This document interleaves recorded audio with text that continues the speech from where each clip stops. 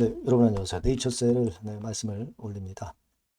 자, 이 조인트 스템의 지금 현재 그 식약처의 항소건이 당장 직면한 상당히 중요한 요소죠. 자, 근데 오늘 제가 말씀을 좀 새롭게 드릴 부분은 지난번에도 잠깐 이제 말씀을 드렸지만은 며칠 전에 이 대통령이 TV를 통해서 아마 보셨을 겁니다. 그래서 최근 그 소송건, 행정소송건과 관련해서 발언을 좀 한 것이 좀 있습니다. 근데 이 발언을 심층적으로 이제 보니까 식약처에서 항소를 하지 못할 그럴 상황으로 연결이 되는 것 같아요, 여러분. 아마 이 건에 대해서는 강 대표, 주지원대 강 대표도 이제 이야기를 했고, 강 대표의 의견도 제시를 했던 거 여러분 잘 알고 계실 겁니다. 그래서 제가 이 대통령의 발언하는 TV 영상을 좀 세밀하게 좀 봤어요. 그래서 여기서 우리가 주관적이 아니라 객관적으로 봤을 때 충분히 식약처에서 항소를 하지 못할 그럴 이 대통령의 발언이 좀 있었습니다. 그래서 그 부분을 다시 한번 살펴보는 게 중요할 것 같아요. 그래서 이제 그거 말씀을 드릴 거고, 강 대표 영상이 또 올라와 있는 게 있고요. 그리고 그 라 대표 동영상은 이전에 제가 이전 영상에서 말씀을 드렸지만 그거 잠깐 말씀드리고, 그리고 주가 전망을 말씀드리도록 하겠습니다. 그리고 영상의 끝부분에는 제가 승부주도 말씀을 드리니까요. 승부를 한번 걸어보실 수 있으면 좋겠어요. 꼭 참조하시고요. 네이처셀 먼저 말씀드리고 예, 시작하겠습니다. 구독, 좋아요, 알림 설정 항상 감사하고요. 텔방에 항상 들어오세요, 여러분. 들어와 계시는 것이 100번 낫습니다. 네이처셀 입장이라고 문자 주시면 제가 텔방에 초대를 해드리도록 하겠습니다.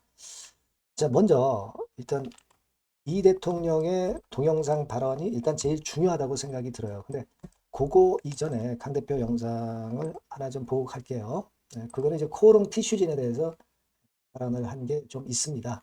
코오롱 티슈진은 사실 경쟁자죠. 경쟁자이기 때문에 우리가 그 코오롱 티슈진에 대한 상황도 중요하게 여기고 있습니다. 여러분도 뭐 다 결과는 이미 알고 계시리라고 보여지지만 강 대표가 보는 코오롱 티슈 진해권에 대한 영상이 올라와 있고요.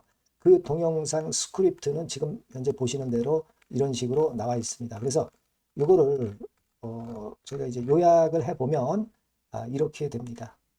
바스 워맥 지표 이거 잘못된 거 잘 안 된 거 아시죠? 그래서 여러분 그 임상에서 결국 3상에서 실패한 거예요.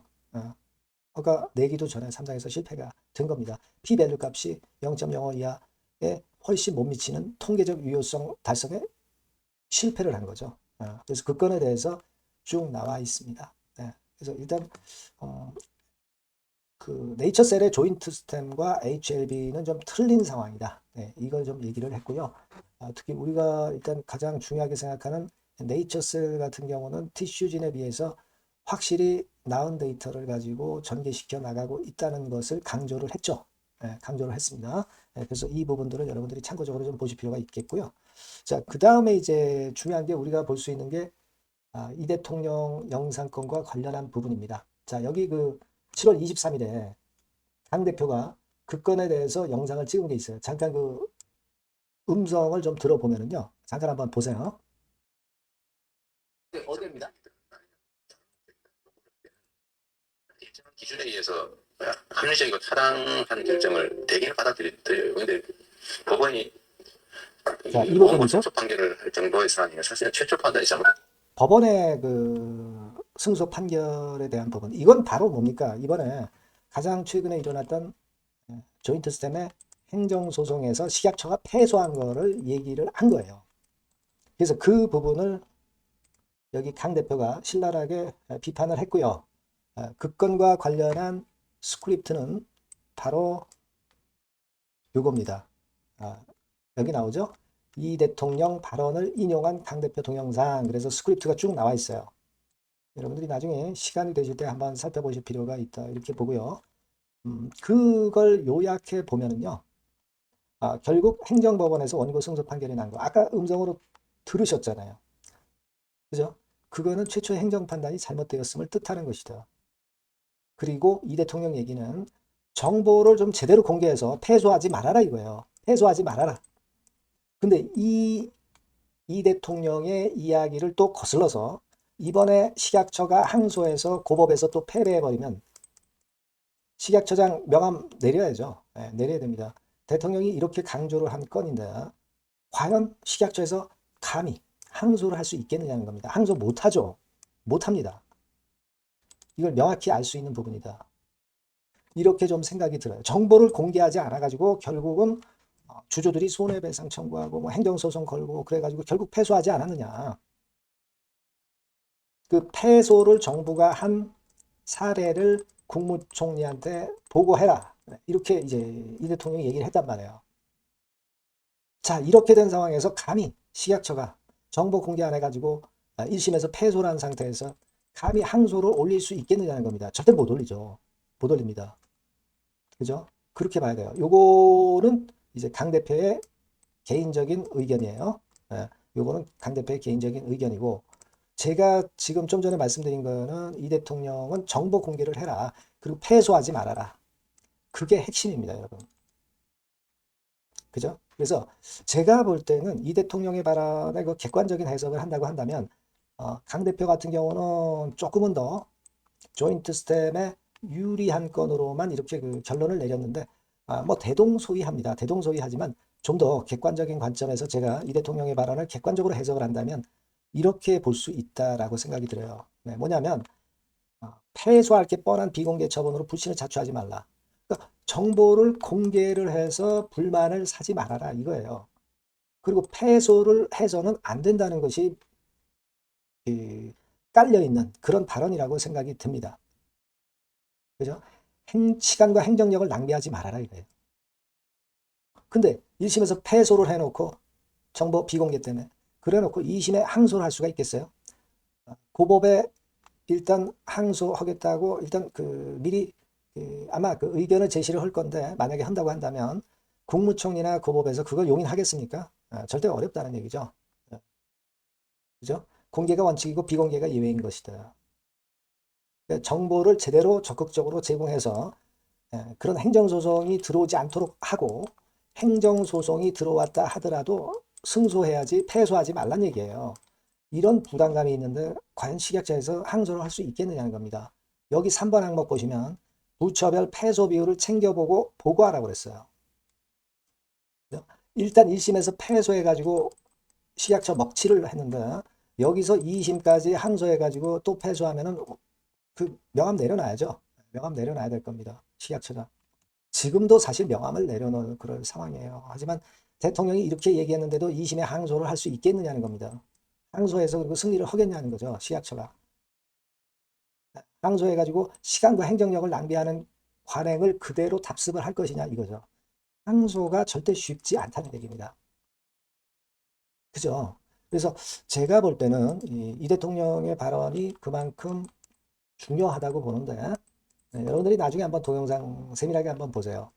이 동영상을 보신 분 입장에서 판단할 수 있는 거는 자 이거 식약처가 항소 절대 못하겠구나. 네, 이런 결론에 아마 도달하실 거다 이런 생각을 합니다. 그렇다고 한다면 지금 뭐 이 공매도 치고 대차 뭐 늘려가지고 공매도 세력이 이길 수가 없는 거예요, 여러분. 그죠? 꼬리는 하나의 초단기적인 누름은 가능한다 하더라도 대세는 거스르지 못한다 이거예요. 몸통이라는 대세는 거스르지 못한다. 그렇게 일단 생각이 드네요. 하지만 뭐 주식시장 뭐 모르는 거니까 이 부분에 대한 것은 제가 오늘 말씀을 드렸지만은 우리가 계속 잘 체킹을 해 가야 될 것 같고요. 제가 실시간으로 여러분과 소통을 하니까요. 네이처셀이라고 꼭 문자를 주시고 무료 텔레그램 방 네이처셀 입장이라고 문자 주시면 제가 텔방에 초대해서 거기서 제가 보다 자세하고 실시간으로 말씀을 드리도록 하겠습니다. 꼭 문자를 주세요. 예, 아시겠죠? 자, 그렇게 당부드리고 승부주도 요거 잘 하셔서 승부 거셔서 좋은 결과 있으시기 바랍니다. 지금 말씀을 드릴게요. 네, 자, 오늘 말씀드릴 승부주는요, 여러분. 어디에 신경을 썼냐면, 자, 피로감 있는 이미 급등을 한 기술주 섹터를 배제한 섹터에서 제가 골랐어요. 이미 오를 대로 올라버린 기술주들 제가 여러분들한테 추천하는 것은 사실 그 적합지 않습니다. 앞으로 더 올라간다 하더라도 그 올라가는 한계가 명확한 종목, 네, 이런 종목들을 저는 추천을 드리지는 않고요. 기술주가 아닌 비기술주 섹터에서 선택을 해봤습니다. 그게 올해 하반기에는 오히려 더 수익률 측면에서는 승부가 더 쉬울 가능성이 좀 높아요. 그걸 여러분들께 말씀드리고자 합니다. 자, 단일 종목 레버리지 때문에 시장 전체가 투기판이 돼버렸잖아요. 네, 그쪽을 철저하게 피했습니다, 여러분. 네, 그거 말씀을 드리고요. 지총은 1조에서 한 3조 정도, 1조에서 3조 정도의 종목입니다. 저가권 투기 목적의 그런 종목 일단 선정을 하지 않고요. 적절하게 여러분들이 투기 아닌 투자 목적으로 투자할 수 있는 종목을 선택을 했어요. 주가는 10에서 25만 원 정도 사이고요. 과감한 목표, 그러니까 우리가 달성도 못할 현실적이지 않은 목표를 말씀 안 드리고요. 2달 정도를 한 50% 정도 목표로 할 수 있는 터무니없는 목표가 아니고 현실적인 목표가 가능한 50% 정도 목표가를 잡았습니다. 아시겠죠? 자, 그래서 요 종목의 특징은 실적 발표 시즌 아닙니까? 실적의 최강점이 있는 종목이에요. 자, 이를테면 네, 이런 종목입니다, 여러분. 여기 쭉 제가 일단 뭐 가려서 제가 여러분들께 보여드립니다만은 2분기 매출 같은 경우가 50% 증가하고요. 그러니까 큼지막한 종목인데 이 정도라면 대단한 겁니다. 그리고 영업이익이 50% 순증하는 종목이에요. 자기 자본 수익률 같은 경우 굉장히 중요하잖아요, 여러분. 그게 무려 그 35% 내지 70% 범위 내에 있는 부가가치가 높은 이익을 내는 기업이에요. 자, 이런 기업이라면은 우리가 해볼 만하다 이겁니다. 네, 그래서 여러분들께 이제 추천을 드리는 거고요. 자, 그리고 주봉이나 월봉 차트를 보면 주봉 차트는 이런 식이죠. 최근에 두어 달간 흔들었다가 새롭게 시세를 내기 바로 직전의 모습이에요. 2달여간 물량 소화 이후에 새 영역을 진입하기 직전이라는 거죠. 그죠? 네, 그겁니다. 그렇기 때문에 매력이 있고 월봉 차트도 비슷합니다. 그죠? 4개월간의 준비 작업 이후에 분출하기 바로 직전에 선도주자. 그 섹터의 선도주자. 막 이렇게 보시면 될 것 같습니다. 네. 자, 그런 종목입니다. 아무 종목이나 선택해서 말씀드리는 건 아니고요. 그리고 최근의 모습을 보면은 외인 기관이 쌍끌이 들어오고 있는 그런 모습이 보이죠, 여러분? 네. 초록색, 빨간색 보입니다. 근데 특히 투신이나 연기금이나 사모펀드에서 집중 매집하고 있어요. 자, 수급도 이렇게 뒷받침이 되는 종목이라면 우리가 해볼 만하다 이겁니다. 그죠? 우리가 해볼 만해요. 예, 여기 나오는 이 그래프의 종목은 아니고요. 해볼 만하다. 저는 그렇게 말씀을 좀 드리고 싶고요.